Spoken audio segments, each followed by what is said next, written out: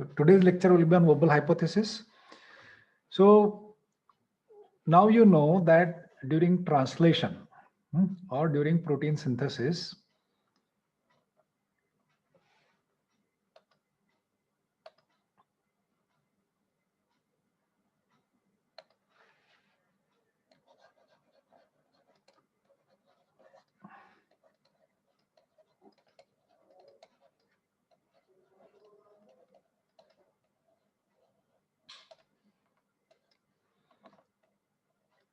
a codon on mRNA is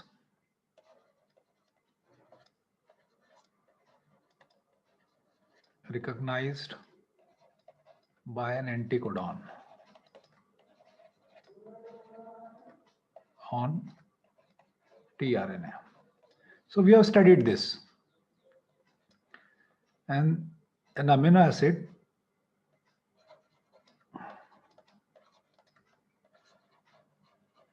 carried on tRNA is added to the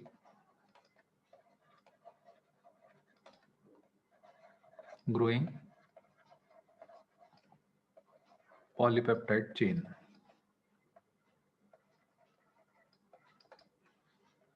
Right? The tRNA, which carries the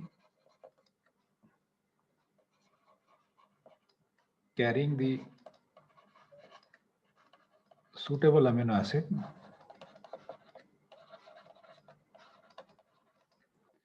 corresponding to the codon,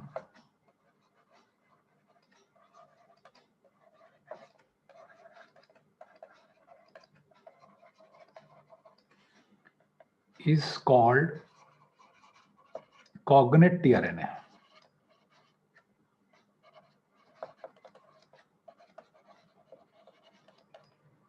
Cognate tRNA, right? And the amino acids are esterified, or we call it as charged. The tRNA by enzyme amino acid tRNA synthetase.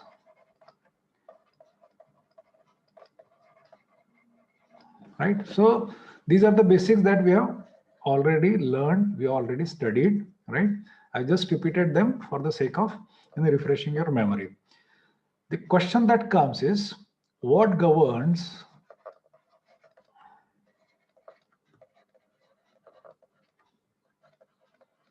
the codon-anticodon pairing? During this process, when an anticodon recognizes a codon, what are the rules which govern this recognition, this pairing? And the simple answer would be by complementarity.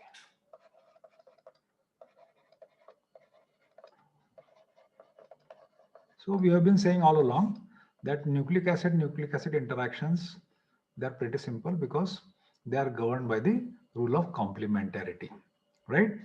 So according to this particular rule, if you follow this rule, then what does it mean? It means that every anticodon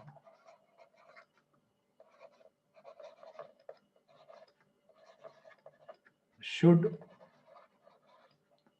or we can put a lot of emphasis, must identify only one codon, right? If we go by this rule, that the recognition or the pairing between codon and anticodon during translation, it goes by the rule of complementarity, then every anticodon should or must identify, must recognize, must pair with only one codon. Only one codon, right? But what was found out somewhere, people working in this particular area, let us understand first this rule of complementarity, and then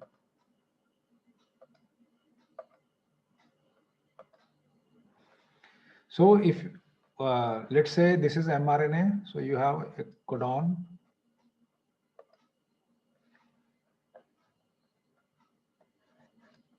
X, Y, Z. This is a triplet of nucleotide on mRNA. So we go by 5' to 3' direction.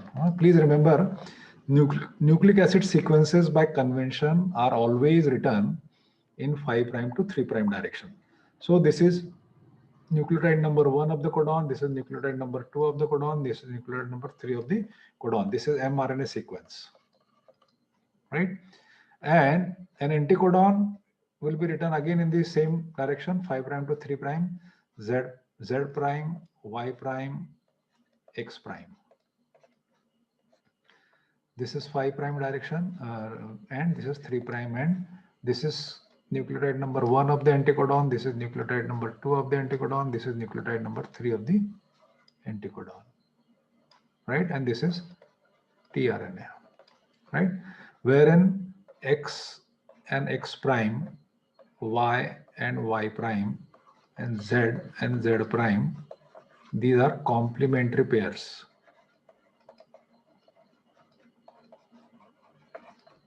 Complementary base pairs.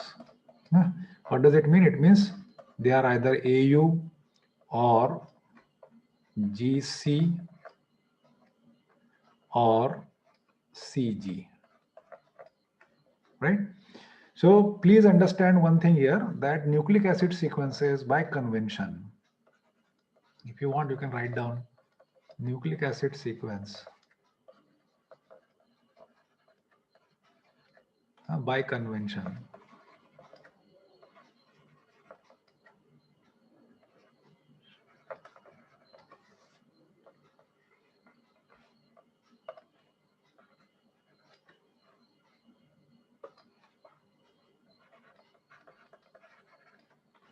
are always written in 5' to 3' direction. Okay, so you must remember that whenever we write nucleic acid sequence, mRNA 5' to 3', tRNA 5' to 3'. So what does it means? It means that codon, anticodon, they are there on the mRNA and tRNA respectively, and they are lined up anti-parallel to each other. Anti-parallel to each other. One strand going from 5' to 3' direction, the other one going from 3' to 5' direction. Okay, so they are anti-parallel to each other, and they pair because of complementary between their bases, right? This is the assumption, and according to this assumption, according to this particular rule, every anticodon, this anticodon, because it recognizes the codon by complementarity, should be able to recognize, should be able to identify only one codon, right? So far so good. But later on, what was found out is that people working in this area, they found out that in yeast, there is a tRNA in yeast, and this tRNA is for alanine. So how do you write? You write it alanine tRNA Ella. This is the cognate tRNA for alanine. Okay, so this tRNA means the anticodon for amino acid alanine, or this tRNA for alanine. It identifies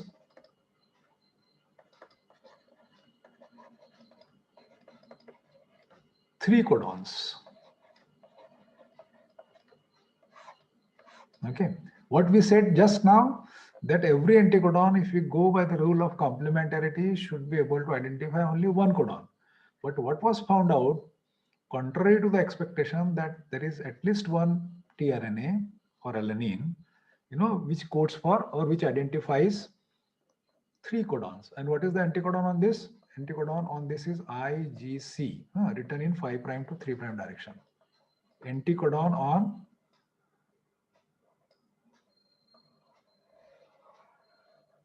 alanine tRNA is IGC, and please remember written in 5 to 3 direction. So what are the 3 codons which are identified by this tRNA? The 3 codons are GCU, or let me write it like this, GCU. This is codon number 1. Then codon number 2 is GCA,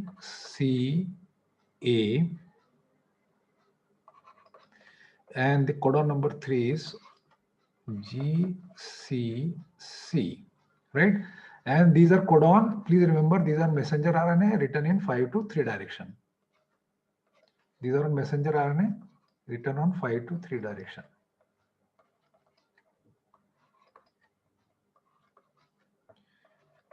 So if you carefully observe these 3 codons identified by the alanine tRNA of the yeast, so what do you notice? What do you observe? You observe that the first 2 bases, this one and this one, first 2 bases of the 3 codons are same, right?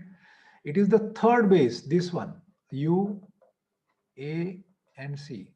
The third base of the codon is different. Please remember, I'm repeating once again that the first 2 bases of the 3 codons identified by alanine tRNA, they are same. It is the third base which was found to be different.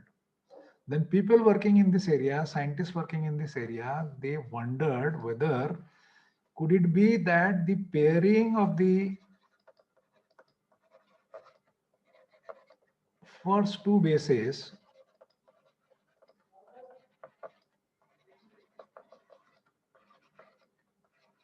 codon follow standard rules.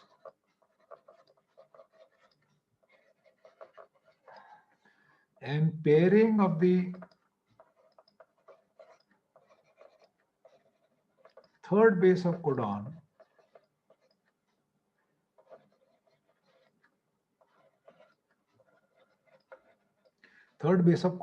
with the first base of anticodon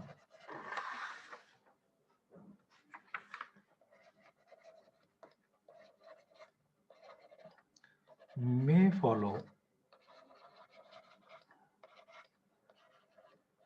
less stringent rules.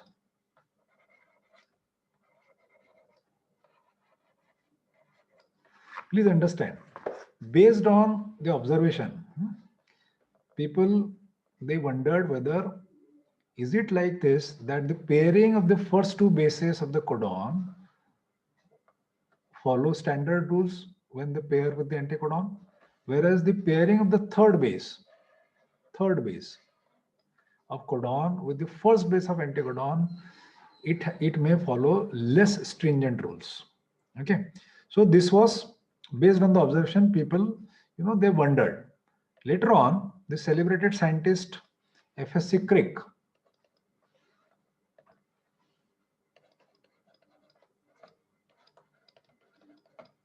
he supported this idea. He supported this hypothesis.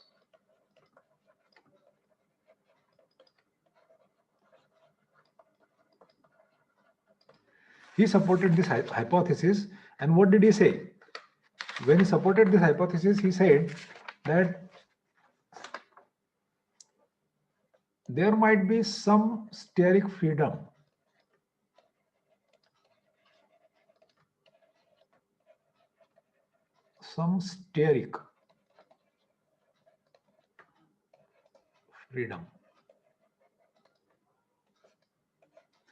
into bracket wobble. Some freedom may be there in the pairing of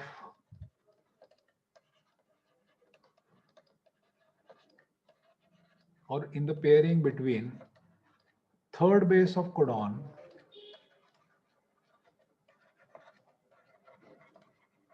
and first base of anticodon.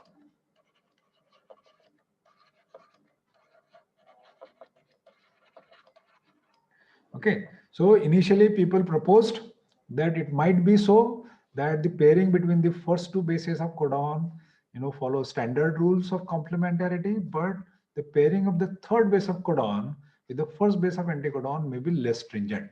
And that idea, that hypothesis was suggestion was supported by, seconded by FSC Crick. He suggested that there might be some freedom, some steric freedom, which is being given. That is the English word for that is wobbling. There must be some wobbling in the pairing between third base of codon and first base of anticodon. So based on these, suggestions, models of base pairs were constructed.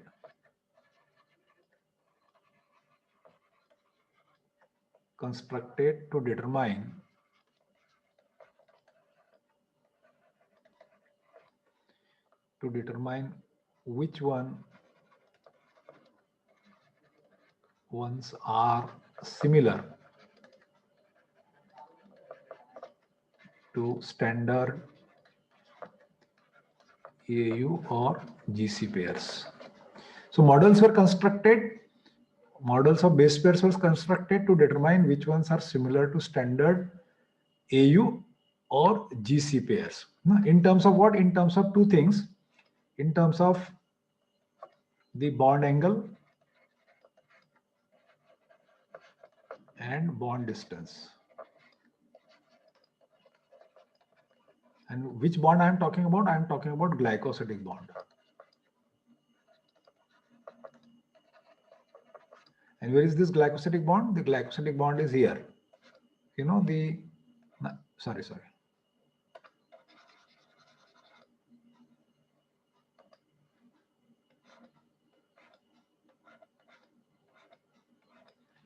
Nitrogen base is attached to sugar. This bond is called as glycosidic bond. So in terms of bond angle and bond distance, glycosidic bond angle and glycosidic bond distance, models were constructed and to see, to determine which ones are similar to standard AU or GC pairs. And the results of this particular experiment, I'm writing it on the board here. So based on the results obtained by this particular experiment, the results are given in this table. According to that, allowed pairing at the third base of codon.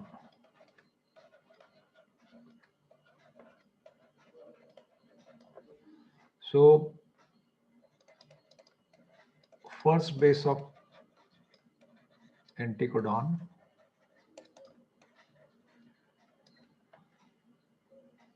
third base of codon. So this is a table that gives the results of that particular experiment. Okay, what is allowed at the third base of codon? Okay, so if the first base of anticodon is C, okay, so what is allowed? It can always pair with G only. It can pair with G only. If the first base of anticodon is A, then it will pair with U only. At the third base of codon, it has to be U only, then only it can pair. If the first base of anticodon is U, then it can pair with A or G. At the third base of codon, this U at the first place of the anticodon, if there is a U, it can pair with an A at the third place of codon or G at the third place of codon. Okay. And if the first base of anticodon is G, then it can pair with U or it can pair with C also. And they included inosine in this also. Inosine was included in this experiment because it is found at many places in tRNA. What is inosine? Inosine is a deaminated adenine, right? Okay, and it is present in good proportion in tRNA. So if you remember in one of our lectures, You've discussed what is termed as post-transcriptional modifications. So it comes under that. So after the transcription is over, adenine gets deaminated in tRNAs and it gets converted to inosine. So inosine was also included in the experiment. So if inosine happens to be the first base of anticodon, then it can pair with U, or it can pair with C, or it can pair with an A also. So if inosine is there as the first base of anticodon, that particular anticodon can practically pair with three different codons having U or C or A at the third place. The first two bases have to be same, right? So based on those models, people determined that these can be the allowed pairings at the third base of codon. Okay, at the third base of codon. So you have to remember this particular table. And now this particular hypothesis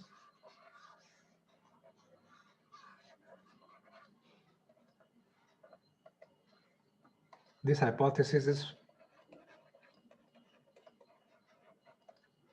firmly established, and what was found out is that anticodons do bind to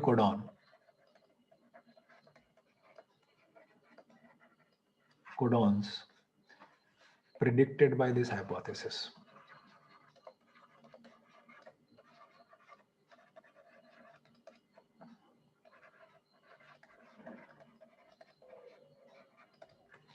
Okay, so now it is well established, and what was found out is that yes, anticodons do follow the rules decided by this particular hypothesis. They do bind to the codons predicted by this hypothesis. For example, let us take the example of alanine tRNA, alanine of yeast. It has an anticodon written in 5 to 3 direction, IGC. This is the anticodon which is present in the tRNA of the alanine in yeast. So if you write like this, so IGC written in 5 to 3 direction, IGC written in 5 to 3 direction. The anticodon written in 5 to 3 direction. And the codon which is written in 5 to 3 direction will be GC, and as per this particular table, it can pair with U, GC, it can pair with C, and GC, it can pair with an A. So the same tRNA can pair with three different codons. This is codon number 1, this is codon number 2, and this is codon number 3. What you have to notice that the first two bases are common. First two bases are common. It is the third base which is different. And based on what is there at the first place in anticodon, it is decided whether that anticodon will bind to one codon or two codons or three codons. In this case, since the first base happens to be an I, and as per this table, I can recognize three bases. It can recognize U, it can recognize C, or it can recognize A. This anticodon with first base inosine I can identify three codons, right? You can take another example.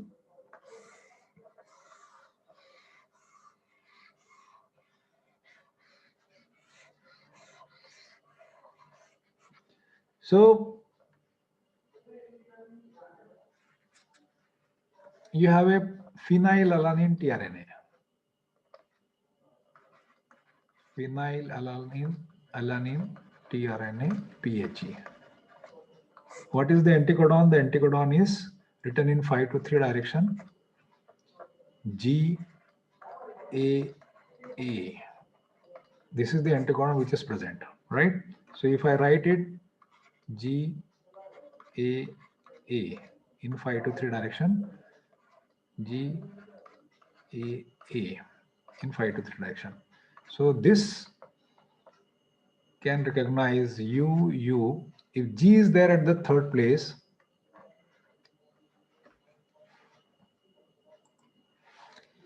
if G is there at the third place, it can recognize two bases. It can recognize a U or it can recognize a C.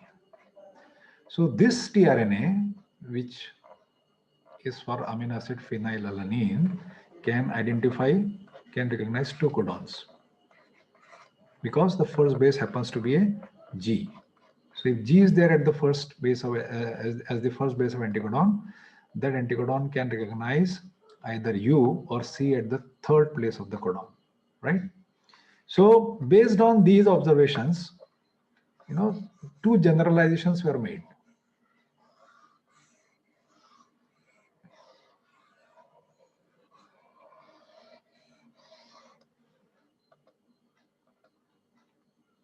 Two generalizations were made based on these observations.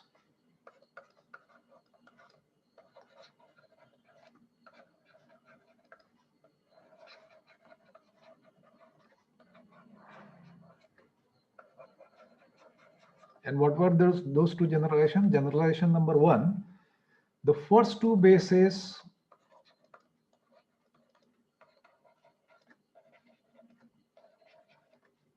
of codon pair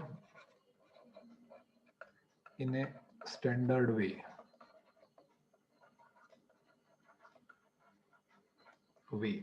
Right? Follow standard rule. Right? So codons differing in first two bases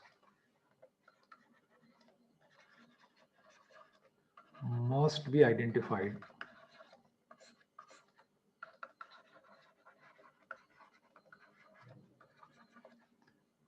two different anticodon. For example,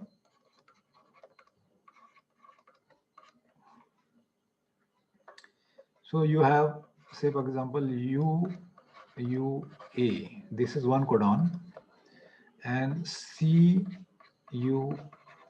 this is another codon. This is codon number 1 and this is codon number 2, written in 5 to 3 direction.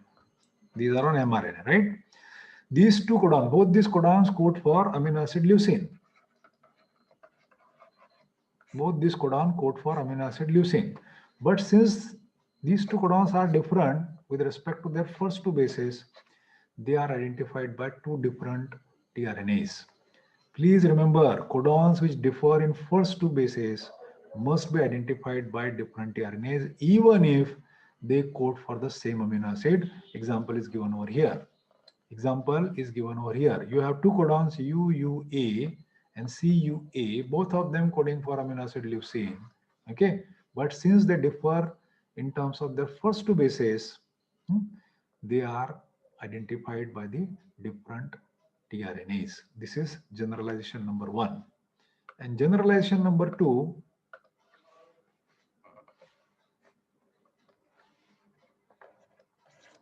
what is generalization number two? The first base of anticodon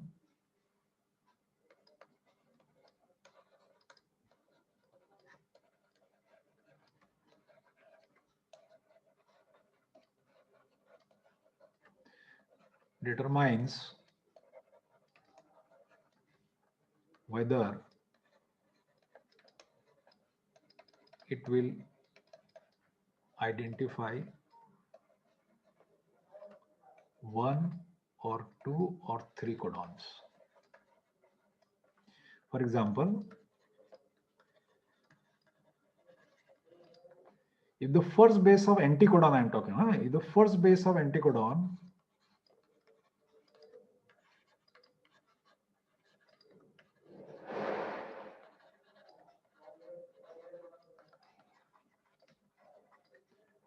is either C or A. If the first base of anticodon is either C or A, then it will identify only one codon. If the first base of anticodon is either U or G, such an anticodon will identify two codons. Or if the first base of anticodon is I, then such an anticodon will identify three codons. Right? So we have seen example of this. So what does it indicate? It indicates that it is one of the ways by which nature tried to create diversity.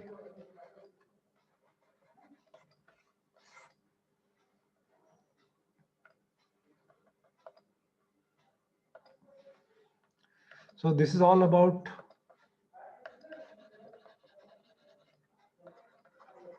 Wobble hypothesis.